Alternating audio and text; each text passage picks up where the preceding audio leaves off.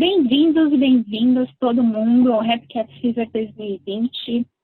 Para quem não me conhece, eu sou a Lene, professora da 1941, staff do Rapcats. É um prazer estar aqui de novo, mais uma vez numa entrevista para o Rapcats Fever com os nossos professores nacionais e internacionais. Vocês devem ter percebido, né, o Rapcats esse ano está bem diferente, né, porque a gente está vivendo um ano diferente. 2020 veio assim, né, com uma bomba, que foi essa pandemia, pegou todo mundo de surpresa. Não tem sido fácil para ninguém, tá todo mundo já saturado, sem perspectiva de melhora, mas a gente decidiu fazer esse ano o Rapcats para poder dar um respiro para todo mundo, para matar a saudade de dançar, mesmo que seja sozinho em casa. Então a gente espera que o Rapcats seja isso para vocês, né? E como a gente sempre fala, Rapcats sem vocês não é Rapcats. Esse ano diferente, edição diferente, formato diferente, né? Para proteger a gente do Covid, e estamos em pandemia ainda, a gente decidiu fazer um evento online, totalmente online. E também totalmente gratuito e aberto a todos e todas e todes. Então, assim, a gente fez uma campanha de crowdfunding e deu tudo certo, graças a Deus. Todo mundo contribuiu e a gente está fazendo o evento. Então, muito, muito obrigada a todo mundo que contribuiu. Foi maravilhoso.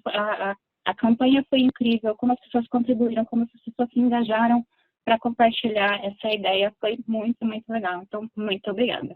E se você não pode contribuir, tá tudo bem. Você vai poder participar do evento de qualquer jeito. Vai ser tudo aberto. Aula, rodas de conversa, entrevistas, festas virtuais, tá tudo bem. Tá bom? Sem mais delongas, eu estou aqui com o nosso querido Felipe Braga, que é um dos professores desse ano. Ele já veio no Rapcats, né? Já esteve com a gente lá em 2017, né, Fê? Uhum. E foi ótimo, e a gente decidiu esse ano chamá-lo de novo, né? Porque é nada melhor do que um rostinho brasileiro pra gente, que deixa a gente cheio de orgulho, e é por isso que ele está aqui. Tudo bem com você, Fê? Ótimo, obrigado pelo convite. Uhum. Ótimo, perfeito. Fê, eu queria começar com o começo, na verdade. A gente está numa pandemia, né? As pessoas responsáveis estão se isolando ou, no máximo, fazendo as coisas mais essenciais fora de casa. A doença não acabou, não está curada, né? Queria saber de você. Como que você está? Você está em casa? Você está em Berlim, né? Que é a sua cidade, a sua casinha fica aí, né? Como que está esse isolamento para você? Eu tive muita sorte que Berlim nunca entrou num isolamento estricto como muitos países entraram, provavelmente por causa da história de governos autoritários. Então eles não estão querendo despertar essa memória, né, de um monte de gente que ainda tá viva desde esse período. Então eles estão tentando manter o controle da doença um pouco mais livre. Então a gente sempre teve possibilidade de sair de casa, Uhum, mas com regras bem estritas. Se você vai comprar alimentos, se você vai sair, você tem que sair no máximo com uma pessoa que mora com você. E se uhum, tivesse mais de uma pessoa, a polícia vinha e separava. jura? Então eles têm sido bem estrictos. E acho que a situação em Berlim tem sido bem boa nesse sentido. Uhum, Eles controlaram bastante bem e tudo. Agora, como muitos lugares do mundo, está tendo a segunda onda uhum, de contágio. sei. Então, as, uh, as regras estão sendo um pouco mais estrictas agora. Então, Uhum, vamos ver como que vai. uhum, Eu, por sorte, consegui ainda bolar umas aulas online para poder ficar em casa. E comecei umas aulas também presenciais, mas vou ver se vou conseguir continuar com essas novas regras. Ainda está meio incerto, então vamos ver uhum. como vai tudo. A gente vê que na Europa a situação está bem melhor assim do que o Brasil, né? Nesse sentido de número de casos e de isolamento, né? Está mais flexível. Eu vejo vários posts no Instagram, principalmente na Coreia do Sul, né? Na Europa, mas na Coreia do Sul, alguns lugares da Espanha em que as aulas presenciais já voltaram, né? Com os devidos cuidados ali, porém já voltaram. Pois é, eu acho que agora. Em todos os lugares agora a situação está piorando um pouco, então eu sei que na França tem um monte de restrição nova, na Uhum, Espanha também.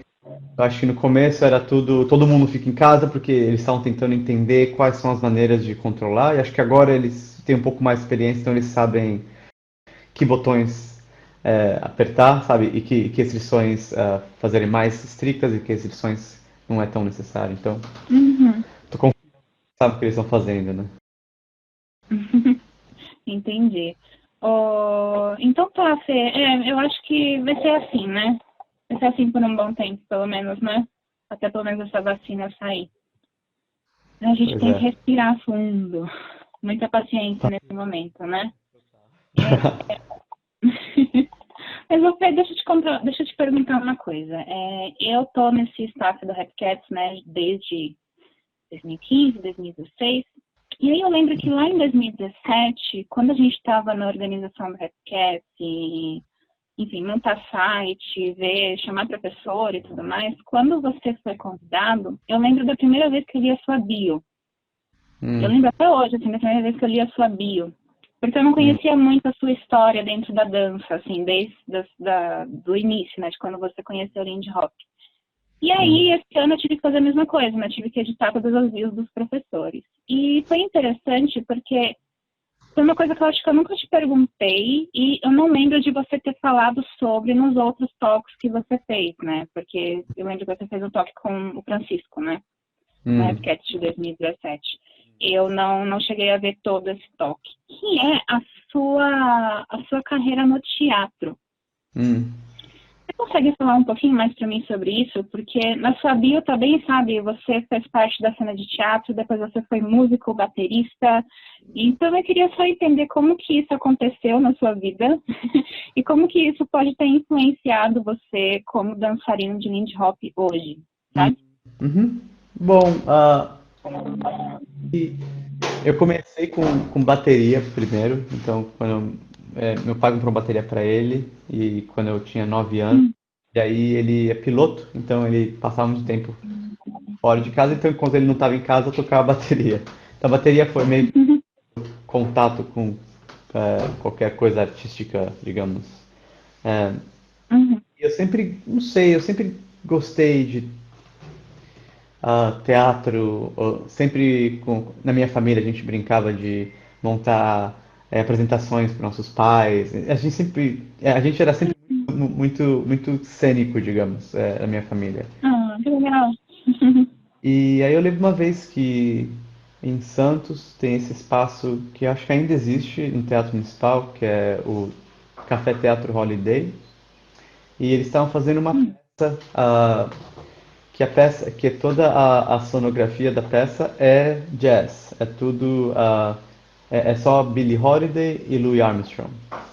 Então, nossa. é toda nessa atmosfera do jazz e tal. E essa peça meio que, sei lá, me despertou a vontade de atuar mesmo, sabe? De entrar no grupo. E então eu comecei a fazer aula com esse grupo que dava aula de graça para a comunidade e tal. Então eu entrei na aula e eles me chamaram para participar do teatro. Aí fiz teatro aí nesse grupo por uns 3 anos. E aí foi quando eu me Uhum, mudei para Buenos Aires. Aí procurei um grupo de teatro lá. Aí eu fiz teatro durante a minha estadia lá, que eu fiquei 5 anos lá. Mas assim, eu não gosto de falar muito dessa época do teatro porque eu não acho que eu seja um ótimo ator. É mais por isso. Então, toda vez que a galera fala, você fez teatro? Assim, fiz, mas era por amor, não era por vocação nem nada, sabe? Ah, eu sei. gosto, tipo, eu adoro Uhum, teatro, sempre gostei e adoro o trabalho em grupo e a cooperação. E são coisas que me atraem uhum, bastante. Adoro atuar, mas é muito. Não acho que seja meu forte. Eu gosto ah, acho que o que eu gosto mais seria mais like, escrever ou até dirigir. Acho que seria mais a minha onda, mas eu nunca fiz isso. Eu fiz mais uhum. na escola de cinema, quando eu escrevi mais roteiros e tal, essas coisas. Mas em Aí teatro. você se formou em cinema, é isso, né? Não cheguei a me formar, porque o Lindy Hop me parou Não. antes. Não. O Lindy Hop me parou antes. Um, Aham, mas entendi. mas eu não sei se o teatro realmente me ajudou necessariamente. Eu acho que é, provavelmente deve ter ajudado no lance de eu não ser tão preocupado em estar na frente das pessoas. Acho que isso, né, esse costume, então, você vai competir, você vai fazer uma performance, eu não tenho tanto medo e vergonha, digamos. Um, Uhum, temos aquele frio na barriga que normalmente as pessoas têm, né?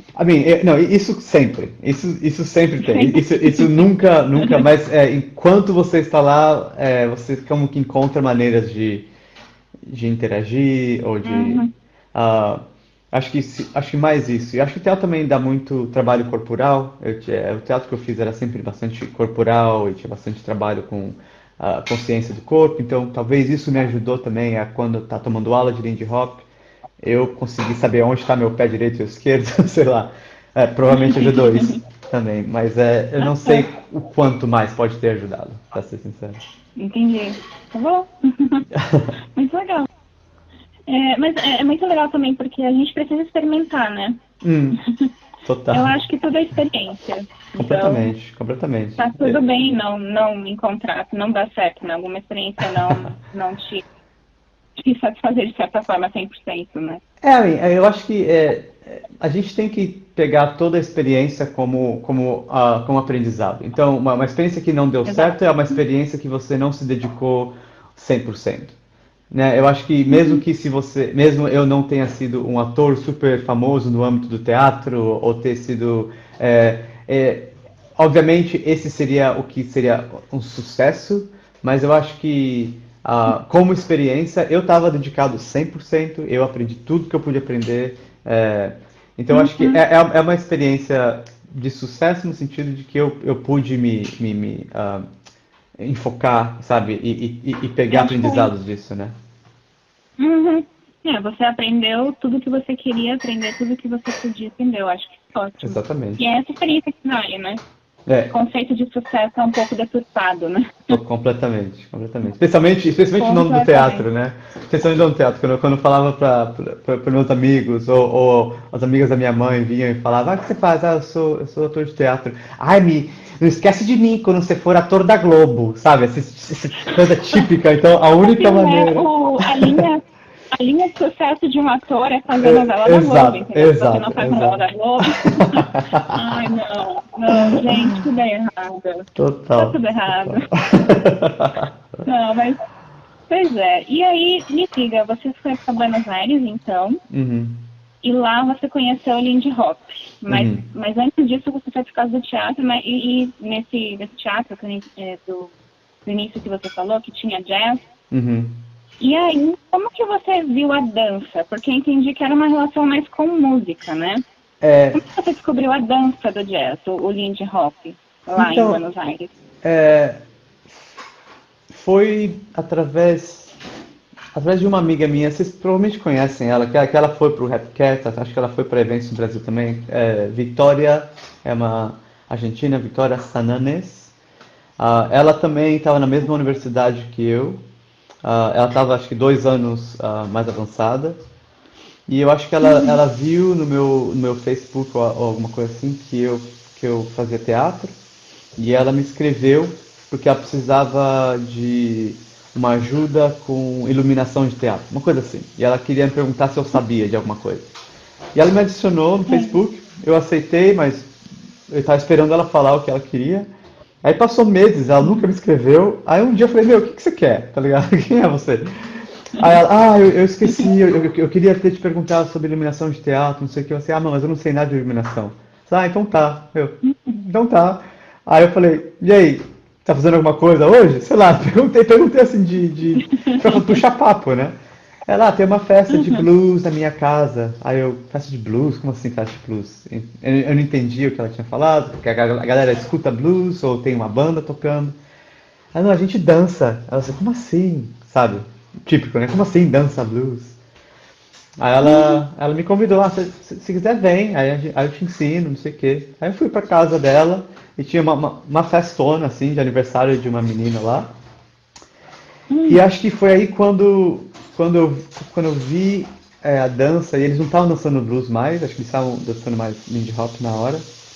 E eu conectei uhum, com esse meu primeiro momento, quando eu vi aquela peça de teatro em Santos, né, com as músicas de Billie Holiday, não sei o quê, que eu sei que aquele foi um momento que realmente me tocou, obviamente porque a peça era demais, mas que a música me chamou muito. Então, quando eu fui nessa festa, eu escutei a mesma música e eu vi um outro tipo de expressão daquela arte, daquela atmosfera, eu fiquei encantado de uma vez mais com a mesma arte, digamos, né? Então aí comecei a legal. tomar aula na hora. Aí comecei, já me registrei na semana seguinte, fazia 2 aulas por semana, fui em todas as festas, Ah. e aí não parei. E aí o Lindy Hop te fisgou. Total, completamente. Aí já fui pra Ah, que Herang, legal. já, né, 9 meses depois, já tava em Herang tentando aprender tudo que eu podia. Jura? Nesse nível, caramba. Eu queria passar, então, para frente, né, no tempo. Agora que é ok, enfim, foi lá para Buenos Aires, entendeu que Lindy Hop era o que você queria fazer. Hum, Pelo que eu entendi, você também foi para Santos, né? E aí teve um pouquinho de tempo lá como dançarino. E hum. aí depois partiu para o mundo. Acho que você nem chegou a frequentar muito as cenas do Rio e de São Paulo, ou sim, estou errada. Não, porque depois de Buenos Aires eu fui para Seattle, fiquei lá há Uhum, 6 meses e lá foi realmente que eu fui para lá estudando cinema ainda. Então, como eu deixei minha uhum, faculdade em Buenos Aires, eu falei, não, vou tentar terminar ah, lá nos Estados Unidos. E aí desisti, não gostei e estava super animado com Lindy. E aí uhum, eu decidi, bom, eu vou tentar ser dançarino, mas eu ainda tenho que aprender bastante. Então eu decidi voltar para o Brasil para, eu não sei, gerar uma uhum. pequenininha e aprender a dar aula, a organizar as coisas e não sei o quê. E foi quando eu me mudei de volta e organizei o Santos Swing Jam com a ajuda da. Ah, eu lembro desse evento. E foi aí que a gente fez esse evento, que foi quando eu voltei pro Brasil, passei uns meses aí. Mas acho que Uhum, eu frequentei bem pouco, acho que eu frequentei mais a cena do Rio, eu acho que eu frequentei a de São Paulo, porque eu me mudei para uhum, Rio por alguns meses também. Então foi uhum, em todo lugar, assim. Mas uhum. então eu não tive muito contato com a cena, que é muito ruim. É, ah, tudo bem, mas a gente também fica muito orgulhoso dessa sua trajetória que você fez fora do Brasil, né? Hum, Como a gente sempre fala, é sempre bom ter um rostinho conhecido lá e fazendo as coisas acontecerem e tal. Eu, pelo menos, pessoalmente, acho isso incrível. que bom. E aí, deixa eu te contar. Hum, Pandemia, isolamento, não pode ter mais aula presencial. Os professores de Lindy Hop, né, artistas que vivem de dança, tiveram que se reinventar. uhum, E, e não só isso, a gente está vendo muitos movimentos, né, contra o racismo, contra a desigualdade social, a desigualdade racial no mundo todo. E aí eu queria falar com você sobre o Collective Voices for Change, porque foi uma iniciativa que eu acompanhei desde o início, quando começou a pipocar, sabe, no Instagram, no hum, Facebook, e eu fiquei muito, muito feliz e muito animada de ver o seu manifesto e ver que você fazia parte do Board of Members de lá. hum, E aí eu queria que você contasse para você, mais ou menos, como que é a sua história dentro desse coletivo. hum, Porque a gente viu, né, depois do movimento todo de Black Lives Matter internacional, né, hum, de que está havendo um processo de ressignificação, ao meu ver, sabe? Dentro do que eu tenho pensado sobre esse assunto. Ressignificação do que é o sentido de comunidade, o sentido de ser uma comunidade de Lindy Hop, que é uma dança de origem afro-americana, nascida no Harlem, com pessoas negras, com a população negra, com música negra. E a gente sabe que na Europa e também nos Estados Unidos, a maioria das pessoas que compõem a cena são pessoas brancas, Então, como que foi esse Collective Voices for Change para você? Como que você entrou no coletivo? Qual que foi o que você pensou ao entrar e como que foi essa ressignificação para você? Ah, ah, Quando tudo começou a pipocar, né? Quando aconteceu Uhum, George Floyd e Breonna Taylor, uhum, ah, e aí a cena do Lynch começou a voltar a perguntar. É uma conversa que eu acho que tem acontecido na cena já faz uns 2 anos, mas é, como tudo. Ela morre, aí ela volta, aí ela morre, aí ela volta, sendo que ela não deveria nunca morrer, né? É Exato. um pouco complicado. E eu acho Uhum, que, porque nesse momento em que a cena parou por causa da pandemia, então acho que a pandemia foi um presente, digamos, de certa forma, para curar a cena, porque uhum, eu acho que o que aconteceu 2 anos atrás foi isso. E sim, é, tem algo errado com a cena aconteceu isso, e assim que a dança, blá blá blá blá, mas tem tanta competição, tem tanta gente fazendo coisa, que aí você perde o foco, você começa a focar na sua própria performance, e é muito fácil deixar, uhum, porque se você está no poder e, e questionar o sistema que te põe no poder, ah, uhum, é algo que você não vai pôr prioridade.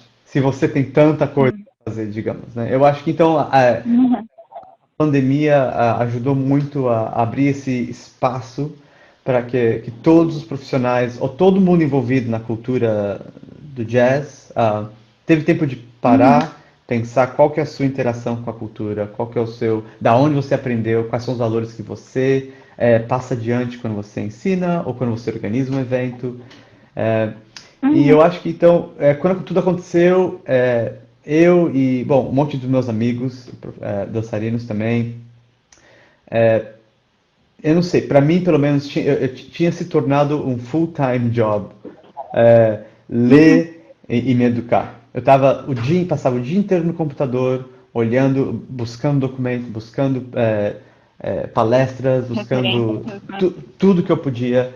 Uhum, E, uhum, e, e eu tive a sorte, eu acho que assim, é uma coisa que eu sou. Eu tenho que reconhecer que eu sou super privilegiado de ser convidado para participar do Collective Voice for Change, porque, uhum. para ser completamente sincero, eu não sei por que eu tô lá. Eu não tenho. Não, mas no sentido de que qual tem sido a minha contribuição para a cultura do Uhum, jazz, no sentido uhum, de justiça social, no sentido de racismo. Eu não contribuí muito positivamente com uhum, isso. uhum, Eu acho que. Então, por isso que para mim, quando me convidaram, eu me senti uhum, completamente sortudo, sabe? Eu acho que uhum, foi uma iniciativa que começou com a Marie Ndiaye, né, que é a dançarina uhum, francesa, e ela morou uhum, na Suécia por 7 anos, eu acho. Então lá uhum. ela conheceu todos os dançarinos suecos, os hot shot, não sei o quê, e ela ficou bem próxima do Félix, que também foi pro Rap Cats já, é, Uhum. e da Micaela, que acho que foi pro Sugarloaf, né, O uma vez. Sugar. Uhum. Sim. Então eles eram muito próximos, esses três, de certa forma. Uhum. E eles começaram a conversa. Então a Marie começou a conversar com eles dois, falar, mas a gente precisa fazer alguma coisa. E porque o Félix é um irmão meu, né? A gente se fala todo dia. Ele parece que é gente boa mesmo. E ele me convidou. Ele que me trouxe para a conversa. E eu falei, meu, Uhum. eu quero fazer parte da mudança, eu quero realmente ajudar, eu acho importante. Uhum. E foi assim que eu entrei. E tem sido uma, uma jornada de educação incrível assim para mim. Eu tenho Uhum. mudado completamente como eu ensino, tem mudado completamente como eu trato de compartilhar quais são os valores que eu tento passar nas minhas aulas e em qualquer coisa que eu faço relacionado à dança. É. É, Uhum. tem sido incrível. E a gente tem feito, acho que, umas coisas bem legais, conseguido umas palestras bem legais com pessoas que são Uhum. doutoras no assunto, né? Não é só Uhum. eu acho, eu sinto, não, É. não, não. A galera que tem dedicado décadas ao estudo do que é uma Uhum. cultura afro-americana, enfim, Uhum. tem sido incrível. É. Era isso que eu ia perguntar. De novo, para mim, tudo isso é um processo de ressignificação de tudo que a gente ama, né? É. Dentro do jazz, dentro do indie rock, dentro Hum. da nossa convivência, né? Do nosso meio. Então, eu fico pensando na Gislene, que entrou no Lindy Hop, sabe, lá em 2013, com umas aulinhas básicas, e só pensando, nossa, é uma dança muito bonita. Porque foi por isso que eu entrei no Lindy Hop, porque é uma dança muito bonita e ela me dá N possibilidades de criação. E hoje, parece que aquela pessoa, sabe, tá lá no fundo, ela ainda existe, porque ainda tem aquele amor, aquela paixão pelo visual do Lindy Hop, mas é muito mais no sentido de, olha, eu tenho uma responsabilidade. Não é só a dança, sabe? Não é só essa coisa bonita de competição e fazer aéreo e ganhar primeiro lugar em Jack and Jill, sabe? É o sentido de que essa dança pertence a um grupo, foi criada por um grupo em dado contexto histórico, social e político, e que é muito importante a gente dar o devido, não quero dizer crédito, mas sabe, no sentido de que, cara, a gente não pode tirar só o que a gente acha bonito dessa dança sabe, só o que nos convém, assim, no mundo ideal, no mundo de pessoas privilegiadas como nós, porque a gente ainda é muito privilegiado, e falar, eu vou ficar aqui no meu mundo cor-de-rosa. Uhum. E isso não é legal, né? E para você sentiu isso também? Você pensa em quando você entrou e como que você entrou na cena e como você é hoje? Existe muita diferença, não é? Com certeza. Eu acho que eu tive que, porque como você disse, né, eu comecei a Lindy Hop de uma hora para outra eu já estava fazendo um monte de coisa. E eu acho que Uhum, tem muito privilégio que eu tive e tenho, que eu tive uhum, que reanalisar, assim, por que eu cheguei aqui? E uhum. então entender que, bom, eu tive acesso a muita coisa que muita gente da cultura aqui Não tem. tem, Uhum, e o que eu fiz para facilitar que esse acesso uhum. chegue às pessoas que deviam chegar. No meu caminho, Exato, porque a gente tem essa responsabilidade, né? exatamente. Uhum, E eu acho que também, que nem você falou, a gente não pode pegar uma dança ou uma cultura e pegar só o que a gente gosta, né? Porque uhum, essa dança, ela é uma dança de protesto. Jazz é uma forma de arte que é protesto, que é uma dança que nasceu por causa do condicionamento histórico. Uma coisa que eu fiquei pensando muito esses dias é de que as pessoas, os americanos brancos, digamos, né, eles têm uhum, nas conversas que eu tive com eles, eu não posso generalizar, nas conversas que eu tive com um monte de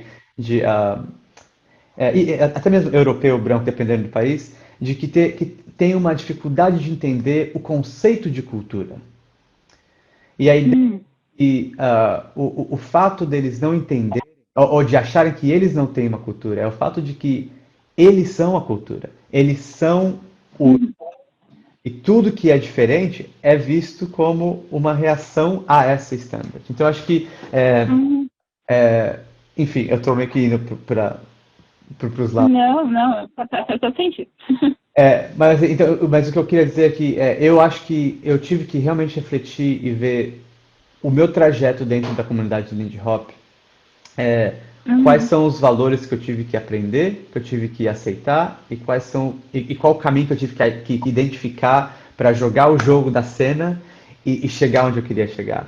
E eu vi uhum, que é uma coisa que é completamente errada. Like, agora que eu vejo, eu enfim, sou muito grato, obviamente, por poder ter feito isso, e de que agora eu vejo que essa ideia de, você vai para uma competição e você ganha um certo valor, né, um sentimento de valor dentro da cena, e você quer mais, você começa a subir a escada, né, da hierarquia da dança e ter mais, não sei o quê, e que no final das contas não é isso de que a dança ou a cultura não é isso, é uma coisa de comunidade. O que tem a comunidade? Então acho que agora eu tenho realmente pensado muito como mudar a minha relação com a Uhum, cultura e quais são uhum, os passos a tomar agora para consertar a estrutura da cena de hoje, né? Eu acho que uhum, não tem. É uma coisa que eu acho que a Marie fala muito bem, que assim, a gente pode fazer o máximo que a gente puder, mas a galera que tem que realmente pegar essa cultura e tomar conta de novo vai ser os negros americanos. A uhum. mudança grande tem que vir deles. Eu acho que o que nós podemos fazer Porque, agora o que ele pode fazer agora é preparar o terreno para quando eles estiverem prontos uhum, para é, retomar, né, a cultura. exatamente, sermos aliados deles nisso, né? Exato, exato. Porque eu não acredito que o debate sobre racismo precise excluir pessoas brancas e privilegiadas. Com certeza. Porque foi uma criação do branco o racismo, sabe? Mas eu Exatamente. também não acho que a gente pode ser protagonista, né, Né? dessa luta. O que a É, gente pode fazer é usar dos nossos privilégios para preparar o terreno para essas pessoas, para a luta dessas pessoas mesmo. exatamente. Eu acho que é essa coisa de entender que o motivo de que existe a cultura afro-americana é porque Uhum. existe uma cultura branca de opressão. Então, Uhum. entender que tem uma participação branca na cultura negra? Sim, obviamente tem. Do outro lado, é o motivo por que a cultura precisava existir. Então, acho que a gente entende Exatamente. o protagonismo que a cultura branca tem na dança é o protagonismo da opressão. Então, a gente tem que aprender a desconstruir esses sistemas opressores e desconstruir Uhum. esses valores que Exato. não são conectados, né, com a cultura original. Exatamente. E eu acho que também o primeiro passo disso é exatamente o que você fez, é questionar como nós somos privilegiados, né? Uhum. Porque se a gente não questiona os nossos privilégios e não aprende a não perpetuar esses privilégios, é uma luta em vão.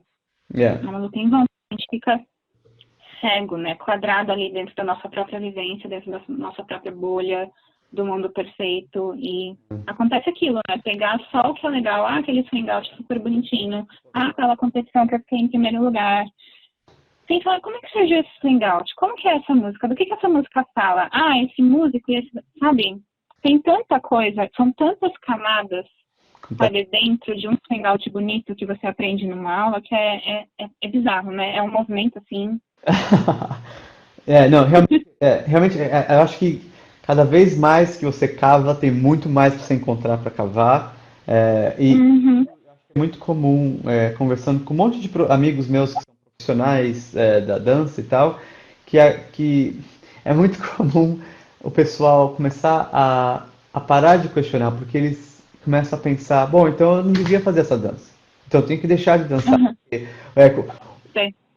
essa é a primeira barreira que eu acho que muitos profissionais encontram, que eles pensam, Uhum, "Bom, então se eu entendo qual é o problema da dança, eu tinha que parar de dançar. Então, mas não, não é isso. uhum. Que se descobrir uma outra maneira de engage, né, com a cultura. Uhum, exato. Uma coisa que nunca para. Eu sei que tem uma vez que eu estava estudando, comecei a estudar bastante old clips com a ajuda do Félix e a ajuda de uns amigos meus. E eu Uhum, assistindo esse clipe, é, ah, e eu comecei a olhar a dança e falei, meu, eu acho que se essas pessoas estivessem na minha aula, eu teria corrigido todos eles. E essa jura? noção de eu pensar, caraca, eu corrigiria o dançarino que criou a dança. Eu falei, meu, tem uma coisa Uhum, errada com a maneira que eu estou ensinando, sabe? Tem uma coisa muito errada. Então tem sido uma ideia agora para mim de sempre voltar nos clipes para ver e ver que tipo quais são as coisas que você vê aí que você falava na aula, nas suas aulas antes, que não estão presentes, não tem nada disso nos Não clipes. tem nada a ver. Tem um monte de coisa. Foi uma coisa sendo passada e Exatamente. não faz sentido. Uhum. É. Tem um monte de Não coisa faz técnica sentido. que eu falava que eu pensava, não precisa. Realmente não precisa, sabe? É focar em outras coisas agora. Sei, sei. Não, é um movimento, é doloroso, mas, de novo, a gente ainda é muito privilegiado, né? Nesse sentido. Então, a É. gente tem que aguentar, e tem que se questionar. E E, tem, sabe? e para ser sincero, se tiver alguém vendo a entrevista que esteja nesse momento de conflito uma coisa como eu disse, eu sou muito sortudo de que eu tenho o CVFC para me educar. A gente tem 6 horas de meetings toda semana. Então a gente tem dois encontros online por semana para discutir, para planejar. Então a gente está Uau. sempre, sempre. Então eu tenho muita sorte de ter esse input, né? Mas uma Uhum. coisa, uma coisa que eu posso assegurar, se tem alguém que ainda está resistindo ou que ainda está se sentindo ainda no lugar que é muito Sem difícil dúvida. é, para mim, e isso é uma coisa, é uma anedota minha, né? Para mim, essa ressignificação do meu contato com essa cultura e de encontrar outros valores de busca dentro dessa cultura aumentou e não sei quantos 1000% o meu a minha maneira de desfrutar a dança. Uhum. Eu acho que tem tanta coisa para que a gente pode cavar só por aprender Uhum. a história, ouvir os old timers, ouvir entrevista com os elders e tal. Eu acho que é tão É uma mais relação mais rica, né? completamente, é tão mais frutífero porque Uhum. não é sobre você, não é sobre você achar e provar você mesmo e seguir, sabe? É uma coisa que você tá aprendendo, você tá lá como um convidado à cultura, né? Então tem Uhum. essa posição de realmente deixar você mesmo entender mais profundamente que você vai encontrar muito mais valor na cultura do Uhum. que você encontrava antes, né? E é uma coisa que Uhum. tem acontecido constantemente comigo ultimamente. Uhum. Eu também, eu sinto isso também. Hum, Todo mundo está nesse processo de desconstrução o tempo inteiro, né? é. Principalmente nós que não fazemos parte originalmente de quem criou essa dança. Uhum, Mas eu também descobri uma relação muito mais rica nesse movimento que eu estou fazendo agora do hum, que de antes, que era, sabe, era quase um amor infantil, um amor juvenil, sabe? Brilho nos olhos, coraçãozinho, e sendo que a coisa é muito mais complexa, muito mais profunda, mas nem por isso é um movimento que te afasta. Pelo contrário, esse movimento ele é desafiador para mim e ele só me aproxima ainda mais, sabe? Eu acho que é só um changing of roles, sabe? E é um negócio complicado mesmo, mas só me aproxima mais de tudo isso e não me afasta de nenhuma forma. eu acho, e também como brasileiros, eu acho que é, tem tanta correlação com Uhum. cultura. Nossa, demais. Eu acho que é isso, e isso é uma coisa que tem de toda essa questão, isso é uma coisa que tem me tocado muito mais, é reconhecer o quão, o quão afastado eu tô do mesma problemática que a gente está discutindo no Lindy Hop no entorno brasileiro também, sabe? Exatamente. Me deixa muito triste. Eu estou tentando me aproximar um pouco mais da- das razões sociais do Brasil e as coisas que estão acontecendo por aí também, porque eu estou Uhum. uma cultura que não é nem minha. E a minha própria cultura também está. tendo o mesmo problema e eu não tô Uhum. para poder ajudar, sabe? Ou não tô Sei. metido, né, no meio. Então é uma coisa que tem me feito olhar um pouco mais também para o meu berço, da onde que eu vim. E acho que Uhum. uma vez que a gente entende qual que é o nosso vernacular, qual que é a nossa cultura vernacular e qual a Origem. essa nossa, Uhum.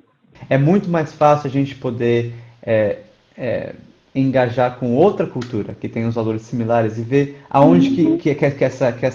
esse intercâmbio pode acontecer e o que você pode agregar tanto para a cultura ou para a interação com a outra cultura, quanto trazer uns valores para a sua própria Uhum. cultura. Então, acho que entender a cultura da onde você vem também, especialmente do Brasil, que é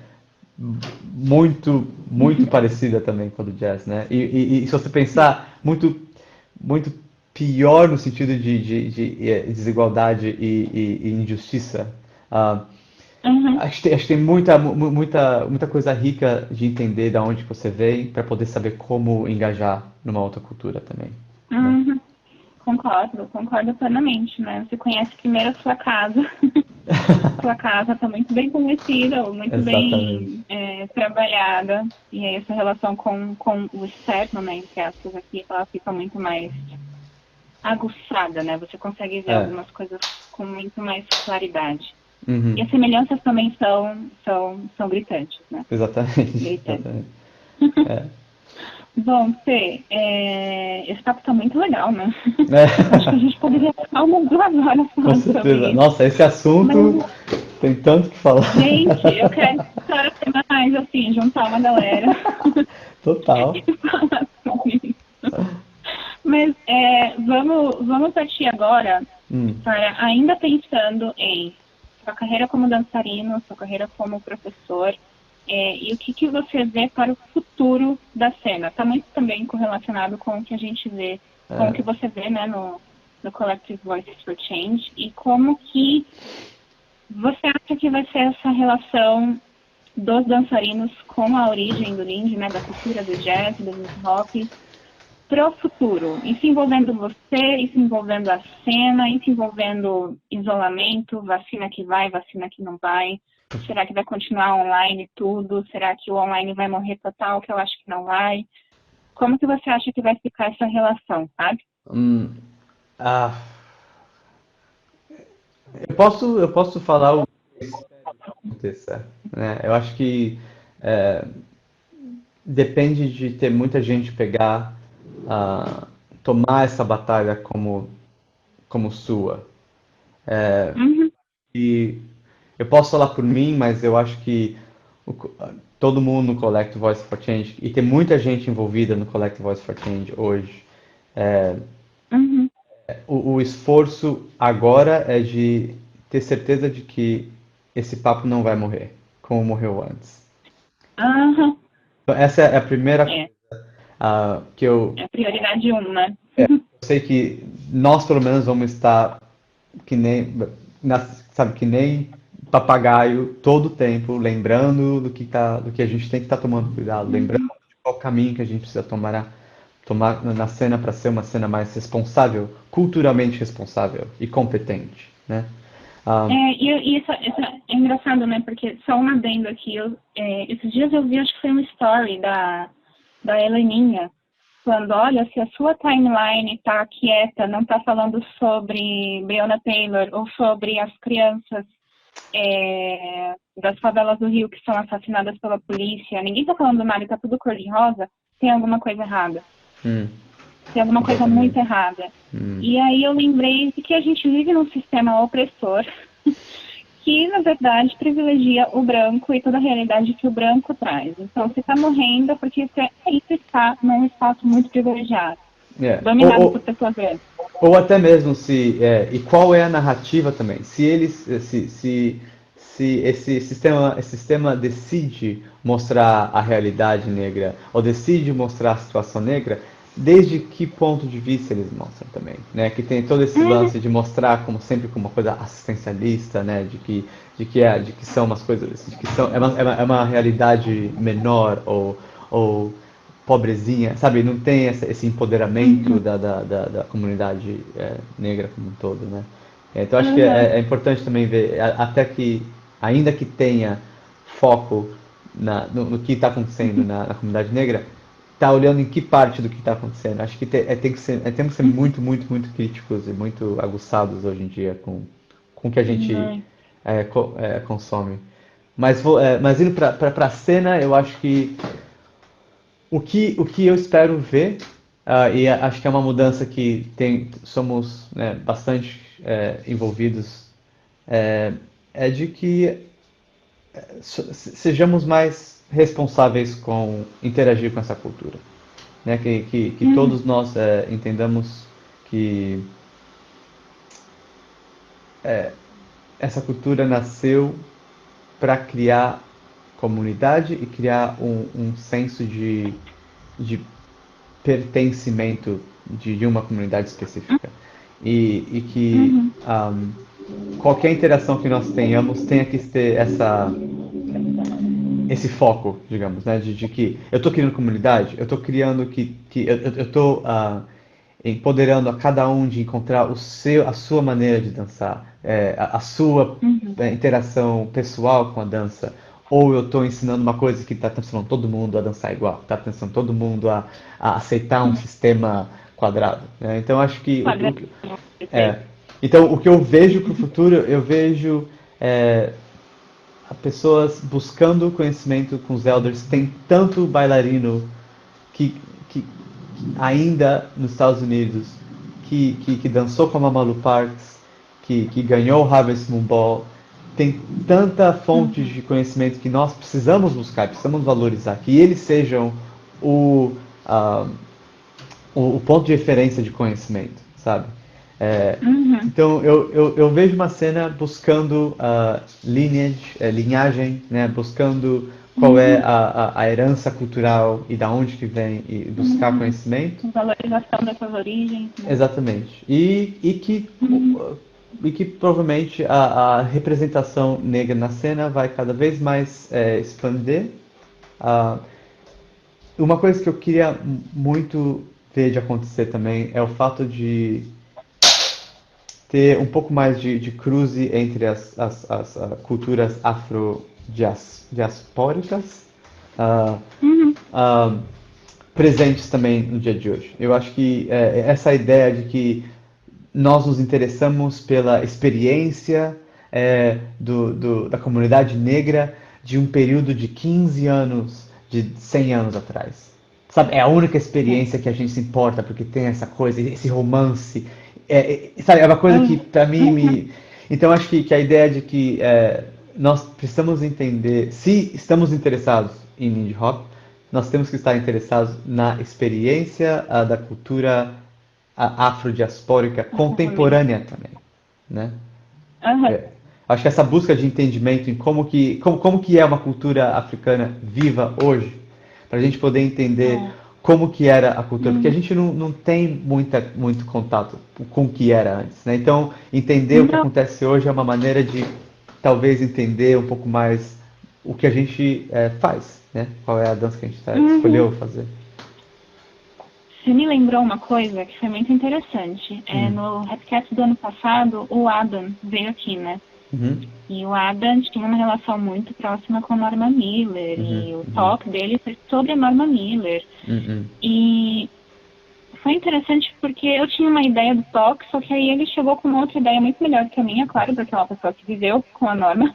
E eu Não. falei, cara, toca do jeito que você quiser tocar o talk, porque você conhecia ela e tal. E passou vários vídeos nesse talk. E um dos vídeos eu achei maravilhoso, que foi um vídeo da Norma dançando com o grupo dela, né? Porém, a gente está falando do. Eu não lembro agora se era no Savoy ou se era algum outro ballroom do Harlem, nos anos 70. Ela era um pouco mais velha, né? Ela tinha seus 40 e poucos anos, 50, mas ela estava com um grupo de dançarinos dela, dançando Lindy Hop, fazendo aquelas coreografias, sabe? Eu não lembro se era Lindy ou se era autêntica, eu acho que era solo, mas numa energia e numa, sabe? Com certeza. E a gente tá nos anos 70, e foi naquele momento ali no toque, vendo aquilo, que eu falei, Ada, mas a gente não tá falando do Savoy nos anos 40 ou nos anos 30. a gente está falando dos anos 70, nem é o auge, né? O famoso auge que a gente fala do Lindy Hop. E aí ele falou, cara, o Lindy Hop só caiu a popularidade, ele não morreu. No Harlem, ele era muito vivo. E foi aí que eu pensei, puxa, mas a gente devia saber como que foi também o depois, né? E como que... É complicado isso, porque a gente sempre fica com essa imagem quadrada de que, olha, vamos falar daqueles 15 anos e é isso, sabe? Eu acho que essa é uma coisa que a gente fala muito no CVFC, a ideia de que é preciso reconstruir a narrativa da história do Lindy Hop. Eu acho que. Uhum, E, e você me disse se isso é algo que você também escutou. Porque para mim, quando eu comecei a dançar, até, até não muito tempo atrás, a minha ideia era: Lindy Hop começou no final dos anos 20, e aí tomou o poder nos anos 30, e nos anos 40 começou a cair com bebop, e por causa da guerra, começaram a mandar. Então, meio que morreu, e aí o rock and roll veio e tomou conta, então a galera e blá blá blá. E aí nos anos 80 os suecos vieram e acharam Frank, trouxeram ele para Hereng e salvaram a dança, que a dança existe hoje. Essa era a minha, e eu tenho, e eu sei que é a narrativa de muita gente. Eu não sei qual é a que você aprendeu quando você aprendeu. Não, sempre. Não existia Lindy Hop de novo até os anos 80, Exatamente. entendeu? Ele tinha, sabe? É. Pois é. Eu acho que obviamente isso já é errado, obviamente que essa Uhum, período dos anos 50 até os anos 80, digamos, o Lindy Hop estava ainda lá, ele não, ele, o Lindy Hop, e isso é uma coisa que acho que é muito importante a gente entender. O Lindy Hop que a gente vê nos vídeos, né, dos anos 40 e 30, é um Lindy Hop uhum, de entretenimento. Não é o aham.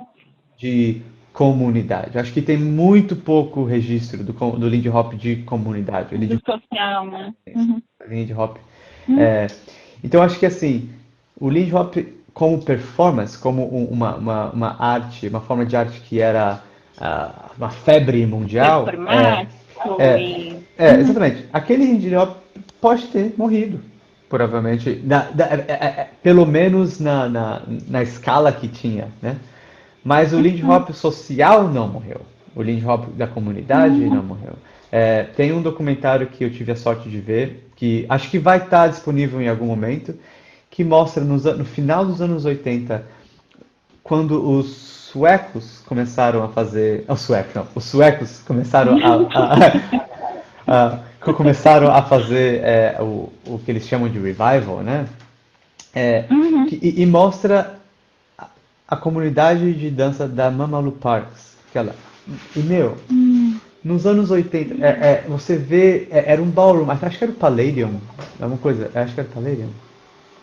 Enfim, ela uhum, tinha esse ballroom que ela ensinava crianças. Então, nos anos 80, e eu vi um outro documentário dos anos 90, crianças assim, desse tamanho assim, uhum, de 10 anos, dançando, uhum, meu, 260 BPMs, fazendo aerial, fazendo first stop. Então, meu, mas tinha pelo menos uns 100 dançarinos nessa comunidade, e todos negros. Então eu penso, então você está querendo dizer que nos anos 80 a uhum, proporção de dançarinos negros com dançarinos brancos era tinha provavelmente 90% de quantidade de dançarinos negros e uns 10% de uhum, branco, que são não, os suecos e os revivalers, whatever. Ah, uhum. e essa porcentagem drasticamente mudou. Então a gente começa a pensar Mudou. por que, primeiro, por que a mudança foi tão drástica com essa representatividade? E segundo, Uhum, por que a história que a gente escuta é de que não tinha o Lindy Hop? E se uhum, os fatores que causaram essas duas narrativas são conectados?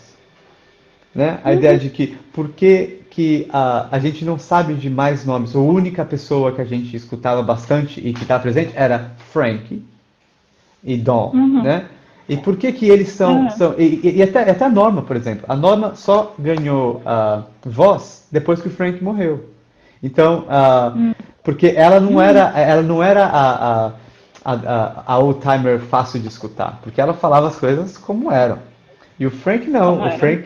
o Frank era assim, não, é tudo legal, não sei o quê. Então, ele era uma voz que era, como posso dizer, Ela era alcançava todos, né? e, De e, alguma e, forma ele conseguiu alcançar. E mais que isso, eu acho que ela era uma voz que era conveniente aos diretores da cena da época. Era conveniente todo Sei. mundo pensar que o Savoy era um ballroom integrado, que não importava, importava se você podia dançar. Sabe? Uhum, Essa sei. clássica. Então eu acho que. Era uma voz que era fácil para poder disseminar o Lindy Hop do jeito que ia beneficiar a galera que estava no poder nessa E era uma época. voz que não trazia a história real de como que tudo aquilo tinha acontecido, né? Então é mais fácil das pessoas se integrarem quando a gente Hum, coloca o Lindy Hop como uma coisa fácil e bonita. exatamente. Uhum. É uma dança feliz, né, que a gente. É. Enfim, mas assim, assim, para ser bastante claro, não é que Frank tenha feito nada. Não, acho que o Frank Uhum. Não. Uhum. ele estava desfrutando da cultura dele, ele estava, sabe, ele estava desfrutando de poder ainda disseminar e ele estava. Eu não acho que ele queira reviver essa história de opressão. Então, não tem. Uhum. Não é. Não é uma responsabilidade, digamos, dele de educar um bando de branco sobre a história. Nunca. Brancos que estão Uhum. nessa cultura que são os que têm que buscar o conhecimento. Né? E eu acho que Uhum. Exato. provavelmente eles buscaram conhecimento, mas decidiram contar o que era relevante. O que era relevante para a Uhum. deles de apropriação da cultura. Né? Eu acho que isso Sei. é uma coisa que agora a gente tem que reconstruir essa estrutura que foi construída em quê? 35 anos de harangue, né? Sim. Então ela tem muita. 35 de ano. Muito trabalho pela frente, né? Pois é. Mas eu acho que eu sinto o mesmo que você com relação ao futuro da nossa cena, ao futuro desse nosso ambiente, né, dessa nossa comunidade do Lindy Hop. Eu acho que talvez a gente tenha. Eu estou sendo muito esperançosa e muito otimista aqui, né? Mas talvez a gente tenha aprendido a não deixar esse assunto morrer. Eu não sinto que hoje existe mais a possibilidade disso morrer. E eu acho que esse é o movimento, sabe, dessas pessoas que estão dispostas, né, que estão engajadas em construir uma comunidade mais justa. Então, eu não acho que a gente vai deixar isso morrer, vai deixar esse papo morrer, porque eu sinto que a galera está abrindo mais os olhos do que antes, sabe? Hum. E isso é um erro, né, de ter aberto há muito tempo, devíamos ter começado a trabalhar nisso há muito mais tempo, mas estamos agora. Então, eu realmente acredito que as coisas, eu não vou falar melhor, estarão melhores, mas elas, de alguma forma, a gente não volta ao que era antes. Exatamente. Eu acho que é isso que eu acredito. Ou pelo Uhum, menos, por mais que não vá mudar drasticamente tão cedo, eu acho que pelo menos nós não vamos uhum, que os causadores de que as coisas estejam assim passem impune. A gente vai ter certeza de exato. que a gente vá dar voz para as pessoas que, que estão sendo oprimidas, obviamente, mas a gente também vai apontar Uhum, as vozes que estão oprimindo. Eu acho que é uma coisa que e é uma responsabilidade de todos nós, né? Não tem uma organização ou uma estrutura que vai estar regulando isso. Eu acho que todos nós temos uhum, questionar os organizadores tá. dos festivais que a gente quer fazer, questionar os professores Uhum, se você não está tendo uma educação sobre a cultura, eu acho que uma coisa é de todos nós de realmente pedir pedir competência cultural das pessoas uhum, na comunidade, né? é, é, exatamente. E eu acho que esse movimento também, ele é um movimento de crescimento. Então, a gente vai cometer erros? Vai. Vai cometer acertos também? Vai acertar muita coisa? Vai. Mas é tudo isso em prol de um crescimento e também de construir uma comunidade mais justa e mais correta, e sensata, e, enfim. Eu acho que a gente está no tempo. A gente já deu, acho que 1 hora de conversa, ou um pouquinho menos. Fê, como eu falei, esse assunto, né, eu queria ter terminado, né, teoricamente, de acordo com a minha programação, 15 minutos até, mas não deu. Esse assunto eu acho que ele é interminável, até, sabe, questionar a sociedade que a gente vive, questionar racismo, questionar machismo, questionar tudo de errado que a gente convive é interminável. E isso além do crescimento, né? Então, no Redcast a gente também vai ter muitas rodas de conversa e outras entrevistas falando sobre esse assunto. Maravilhoso. Estou muito feliz com a programação desse ano. Parabéns a toda a equipe, aos organizadores, a Tati e o Gustavo, pela programação desse ano, porque está muito legal. Então, se você que está vendo aí gostou dessa conversa aqui, não se preocupe, porque tá triste que vai acabar, eu tô triste que vai acabar. Vai ter muito mais, a gente vai ter roda de conversa com Cynthia Adams, com a Gi, com a Gabi Novelino, vai ter mais entrevista com os outros professores, então, assim, vai ser muito legal, a gente está muito feliz que esse ano deu esse clique e a gente vai poder fazer um evento muito legal para vocês. Então, Fê, muitíssimo obrigada. Foi maravilhosa essa conversa.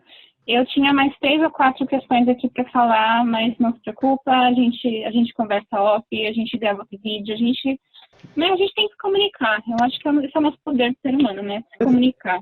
Eu acho que é legal.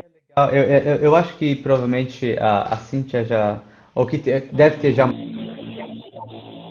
organizando encontros de discussão, mas se vocês estão interessados em manter uma certa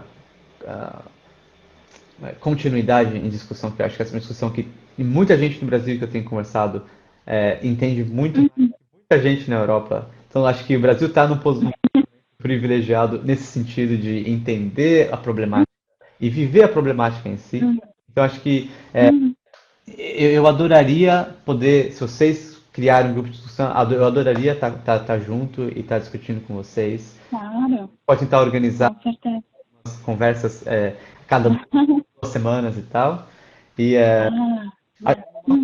manter a discussão viva e porque a gente precisa estar conversando para entender. Eu acho que se a gente está fazendo sozinho é muito mais difícil. E eu não sei quando que é o coletivo, né? E eu não sei quando que a entrevista vai sair, mas